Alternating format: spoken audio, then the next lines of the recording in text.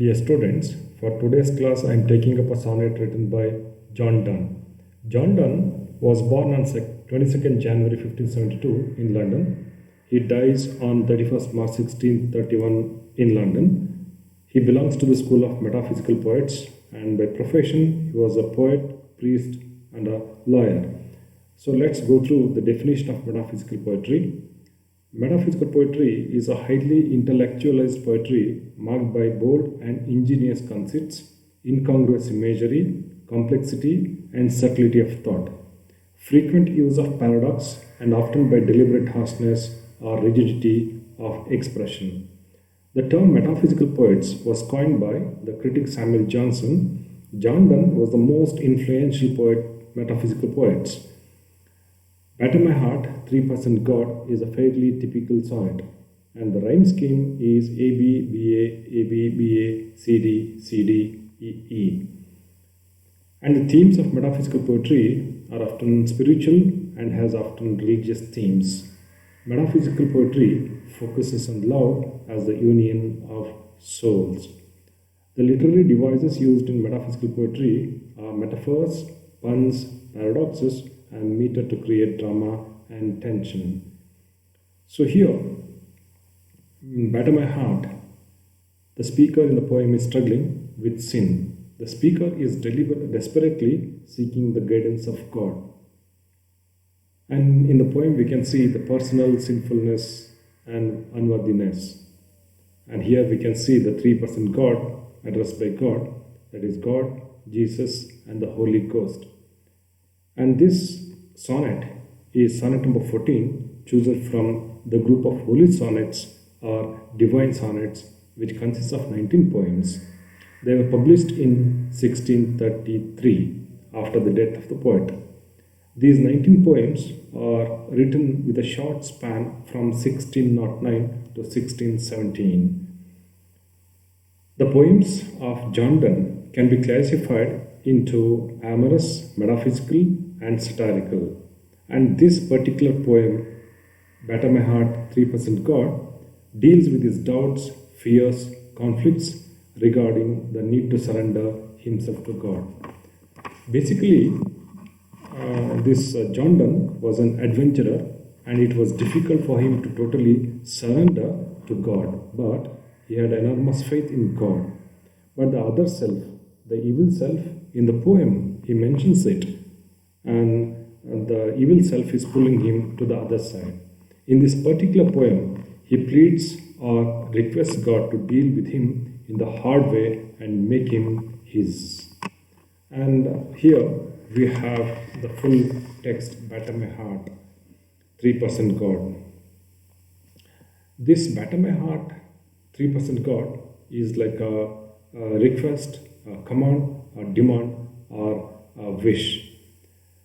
First, let me read the poem. Batter my heart, 3% God, for you as at but knock, breathe, shine, and seek to men, that I may rise and stand, overthrow me and bend. You are forced to and bend. You are forced to break, blow, burn, and make me new. I, like an usurped town, to another due, labor to admit you, but oh, to no end.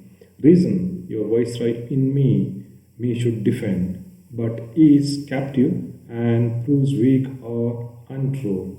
Dearly I love you and would be loved fain, but am betrothed unto your enemy. Divorce me, untie, or break that knot again. Take me to you, imprison me, for I, except you enthrall me, never shall be free, nor ever chaste, except you ravish me.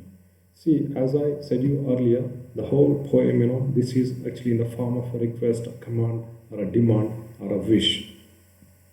Here, the poet, in starting lines, he is requesting the God, batter my heart. So, batter means to beat up or destroy. So, he is asking God to destroy his heart or to beat up his heart. For 3% God, for you as at but knock, breathe, shine, and seek to mend. So, this is what This is what he is telling. I mean, the poet, he says, till now you are very soft. You are very soft. I need you to batter my heart. I need you to batter my heart right now. You just are knocking, breathe, shine, and seek to mend. Okay, so that's what you're mending me in a very gentle way, in a very soft way. So you are trying to repair me or bend me in a very little way. But I need to be totally transformed to be worthy of your presence. So I want to get transformed myself. I want to change. So in the beginning, I was telling you he's an adventurer. So being an adventurer, so turning into a religious man and to totally surrender to the will of God. So that was actually quite difficult. One may find it very difficult. So here, this poet, John Donne, he is asking God to batter him completely and to transform him totally to be worthy of his presence. And he says that I may rise and stand, overthrow me and bend your force to break, blow, burn, and make me new. God, I want you to do all these things because I want to stand. I want to rise. Okay, I can't do that unless you overthrow me. Only if you overthrow me, then only I can once again stand perfectly. I can stand, I can rise. So, he wants actually God to completely destroy him, to batter him, so that he may rise again with a complete new faith in God. Okay, that's why he requests God that I may rise and stand, overthrow me, and bend your force to break, blow, burn, and make me new. So this is what actually his request is. So I want to be broken, I want to be blown, I want to be burned. Okay, I mean destroyed to be made new, so that he's going to be renewed once again. So this is what the request he has got towards the God. And then he says, if you do all this, so then I'm going to be new and make me new. I want to be fresh. Okay, so once again, a new man like. I, like an usurped town to another due, labor to admit you, but oh, to know and see. We think of battles. We think of battles being waged. Okay, so in order to overthrow the rule or a great uprising, that's what he wants. That is what actually the poet wants to happen to him, so that he will be made new. So he says, my condition now is like a usurped town, a town which has been invaded by maybe a king or somebody else. Okay, so when that is the case, when our town is going to be invaded by somebody else, so we just go to somebody else seeking the help. Okay, so I want to admit you, but it's actually quite difficult.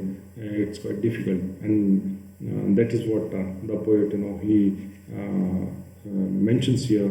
So because the kingdoms, they have been overthrown, and that is what which has happened in me also. That's what actually he is telling here in these lines.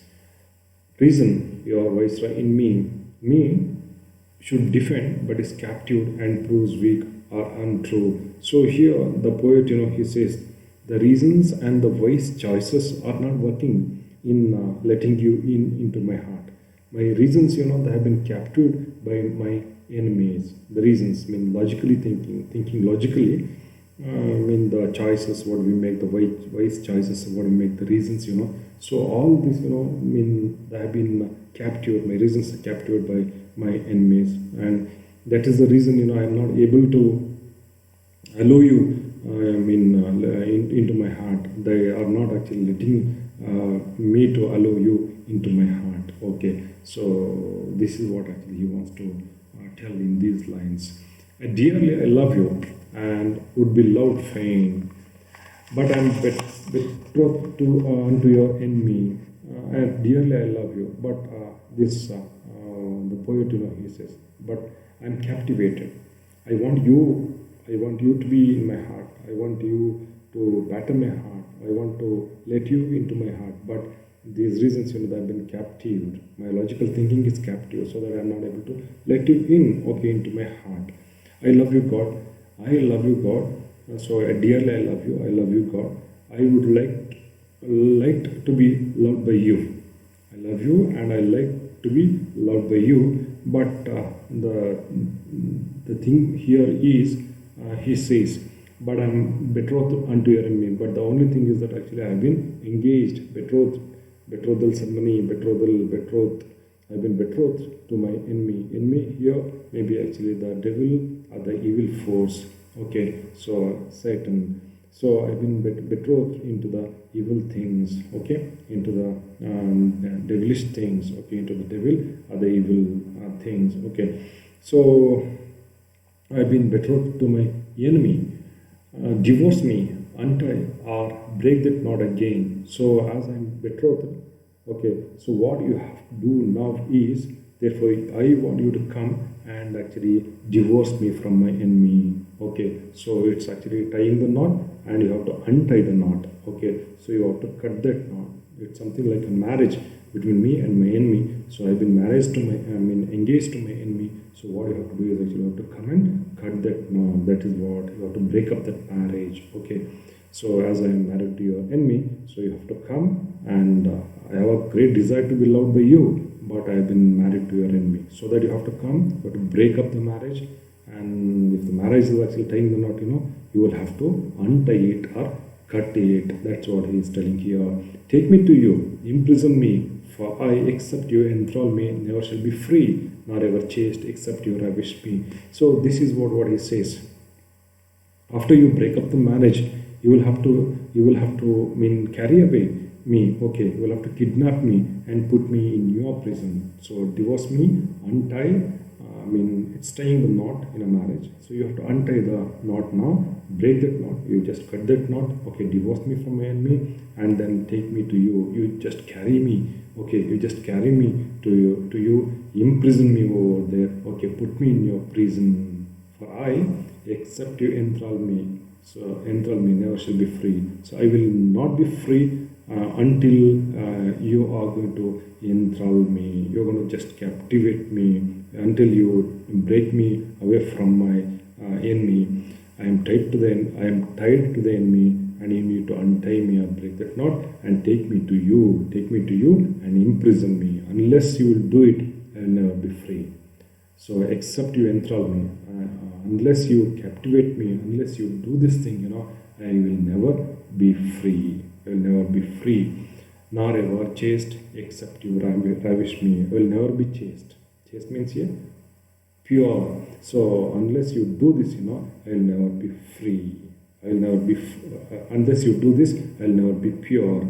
Unless you ravish me, actually to carry up. Unless you just carry me away from here, So that's the reason here in this poem he is requesting the God. He is asking the God to invade or consume him totally. Okay, just to take him away from his enemy and to imprison him and put me in his prison. Okay, so this is what actually your poem Batter My Heart is all about. Thank you so much for watching.